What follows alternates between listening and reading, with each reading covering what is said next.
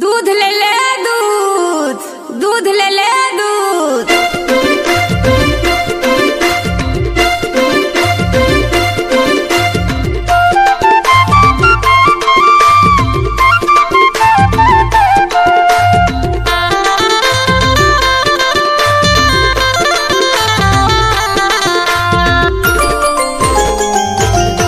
मैं हल्ला कर धकर दूध लेके तोरे गाँव में आयूंगा। मैं हल्ला कर धकर दूध लेके तोरे गाँव में आयूंगा।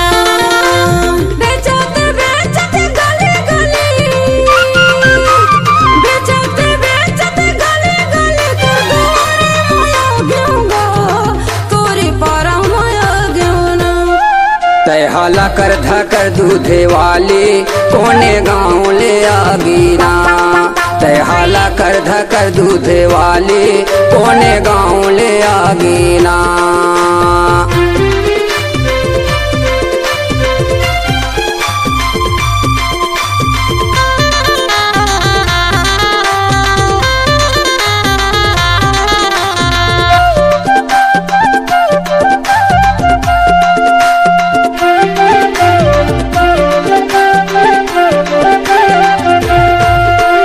कैसे भाव लगाए हसबाई खोल के दिखा दे तुर दूध ला।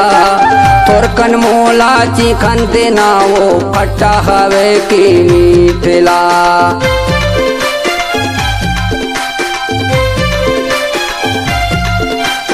कैसे भाव लगाए हसबाई खोल के दिखा दे तुर दूध ला। तोर कन मोला चिकन देना वो खट्टा हवे की मीठला। मोर कराया भी नहीं है पैसा, मोर कराया भी नहीं है पैसा। दे दे उधारी ना, तहा दे दे उधारी ना। तय हला कर धकर दूधे वाली कोने गाँव ले आगीना।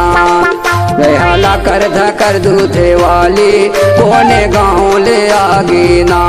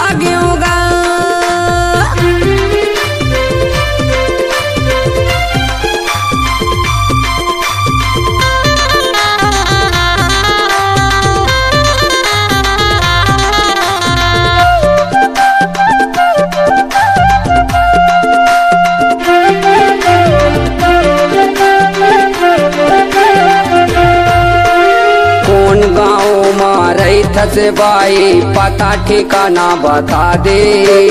का हवे तोरे नामो गोरी ओहुला मोला बता दे।